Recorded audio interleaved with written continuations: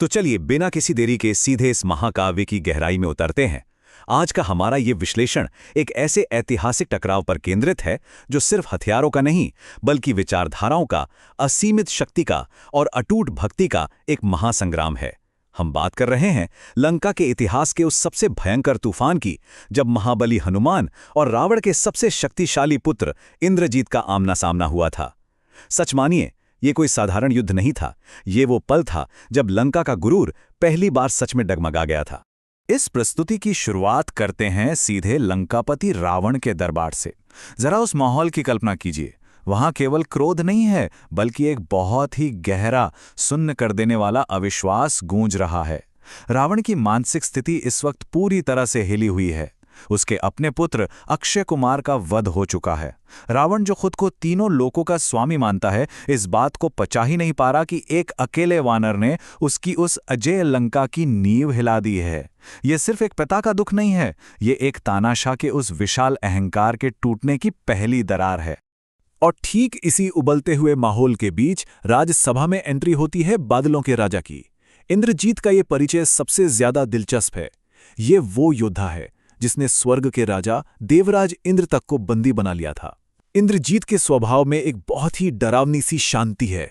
एक तरफ रावण आग बबूला हो रहा है और दूसरी तरफ इंद्रजीत खड़ा है, बेहद ठंडा, कैलकुलेटिव और मायावी शक्तियों से लैस। पिता और पुत्र के स्वभाव का ये एक बहुत ही शानदार और खौफनाक विरोधाभास है।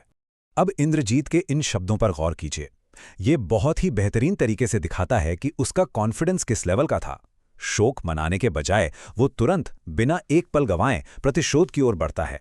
उसके लिए अपने भाई की मृत्यु दुख का कारण कम है और उसके खुद के ईगो पर किया गया प्रहार ज्यादा है।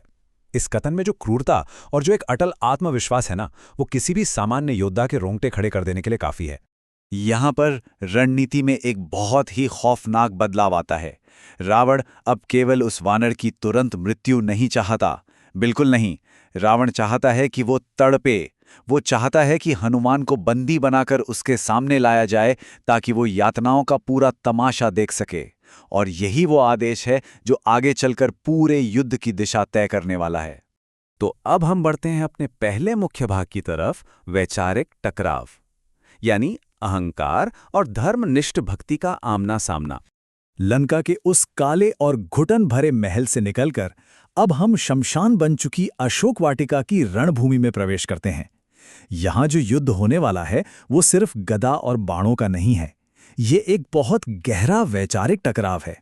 एक तरफ है रावण के साम्राज्य का अंधा अहंकार और दूसरी तरफ है श्री राम के प्रति एक निस्वार्थ धर्मनिष्ठ भक्ति। इस सीन की कल्पना करना ही अपने आप में अद्भुत है।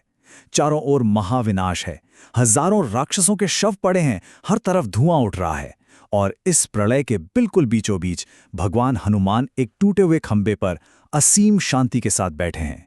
चेहरे पर कोई शिकन नहीं, कोई थकान नहीं, बस आंखों में सूर्य के समान एक दिव्य चमक है। बाहरी विनाश और उस अकेले योद्धा की अडिग शांति के बीच का ये विरोधाभास कमाल का है। तभी आसमान से गरजते हुए इंद्रजीत का रथ उतरता है और वो आते ही लंका की सर्वोच्चता स्थापित करने की कोशिश करता है। वो ये मानकर चल रहा है कि लंका की शान तो अजेय है और किसी बाहरी व्यक्ति ने आकर उसे चुनौती देने की जो भूल की है, उसकी सजा सिर्फ और सिर्फ मौत है। ये इंद्रजीत का वहम है कि वो अपने भारी भरकम शब्दों से इस शांत योद्धा को डरा सकता है। लेकिन इसके बाद जो जवाब मिलता है ना, उसे ध्यान से सुनिए। ये केवल एक पलटवार नहीं है, ये लंका के उस खोखले अभिमान को जड़ से उखाड़ फेंकने वाला प्रहार है। हनुमान जी बिल्कुल स्पष्ट कर देते हैं कि शान महलों या विशाल सेनाओं से नहीं, बल्कि कर्मों से होती है। रावण के उस कायरतापूर्ण कृत्य ने लंका की शान को तो पहले ही नष्ट कर दिया था, और जब बात सीमाओं की आती है तो हनुमान जी ये साबित करते हैं कि एक सच्चे भक्त की ताकत असीमित होती है। उसके लिए तो पूरा आकाश भी छोटा पड़ जाता है। हम यहाँ पर दो बिल्कुल अलग विचारधाराओं को आपस में टकराते हुए देख रहे हैं। इंद्रजीत की शक्ति का स्रोत क्या है? उसका विजय अभियान, उसका ये अहंकार कि उसने देवताओं को हराया है। लेकिन वहीं दूसरी तरफ हनुमान जी की शक्ति का स्रोत उनकी विनम्रता और उनकी अटूट आस्था है। ये समझना बहुत जरूरी है कि सिर्फ विजय से प्राप्त की गई शक्ति हमेशा अहंकार को जन्म देती है, जबकि निस्वार्थ भक्ति से मिलने वाली शक्ति में एक अनंत गहराई और गजब की स्थिरता होती है। अपनी बौखलाहट को छुपाते हुए इंद्रजीत अपनी पुरानी जीतों का सहारा लेने लगता है। वो ये भूल जाता है कि युद्ध के मैदान में किसी योद्धा के पास्ट के मेडल काम नहीं आते, बल्कि उसका वर्तमान कौशल काम आता है।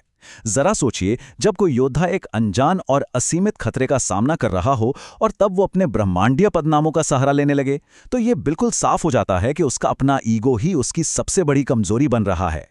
और यहां से ना वापसी का कोई रास्ता नहीं बचता। हनुमान जी की यह गर्जना पूरे ब्रह्मांड को हिला देने वाली है। यह कोई आम चेतावनी नहीं है, ये एक तरह से नियति की घोषणा है। महादेव के अंश, यह शब्द इंद्रजीत की माया और उसके अहंकार के ताबूत में आखिरी कील के समान है। बस यही वो क्षण है जहां बातों का यह वैचारिक युद्ध खत्म होता है और असली भौतिक युद्ध अपने सबसे भयंकर रूप में शुरू हो जाता है। और अब शुरू होता है हमारा दूसरा भाग, युद्ध का विस्तार, जहां विनाशकारी अस्त्रों की बारिश होने वाली है। अब तक जो शब्दों के बाण चल रहे थे, वे अब वाकई विनाशकारी अस्त्रों में बदल चुके हैं। जरा इस जादुई युद्ध की स्पीड देखिए।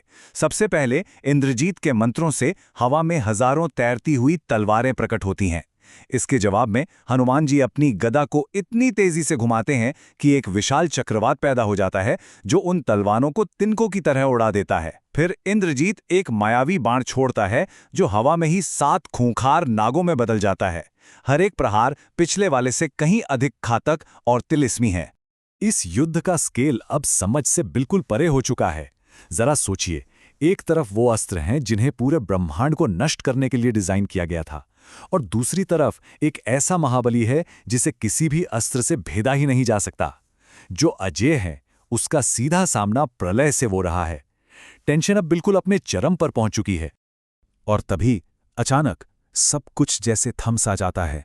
आसमान का रंग बिल्कुल बदल जाता है और इंद्रजीत के धनुष पर एक ऐसा अस्त्र प्रकट होता है जिसकी चमक से आंखें तक चुंधिया जाती हैं। ब्रह्मास्त्र, सृष्टि के रचयिता का अस्त्र। ये कोई साधारण हथियार नहीं है, यह स्वयं ब्रह्मांड की सर्वोच्च शक्ति का प्रतीक है। और ठीक इसी बिंदु पर यह विश्लेषण हमें एक बहुत बड़े सवाल के साथ छोड़ देता है। काल को भी कंपा देने वाले महाबली हनुमान क्या अब इंद्रजीत का भी वही हश्र करेंगे जो अक्षय कुमार का हुआ? या फिर क्या सृष्टि के रचयिता के इस सर्वोच्च अस्त्र का सम्मान करते हुए ये अजय योद्धा जानबूझकर खुद को बंदी बनने देगा? क्या रावण की वो क्रूर इच्छा सच में पूरी होगी? इस महाकाव्य के अगले अध्याय में जो भी होगा, वो इस युद्ध की पूरी दिशा पलट कर रख देगा। इस अकल्पनीय टकराव की गहराइयों को समझने की हमारी ये यात्रा आज यहीं समाप्त होती है, लेकिन इसके परिणाम हमेशा के लिए इतिहास के पन्नों में दर्ज होने वाले हैं। सोचने वाली बात है ना?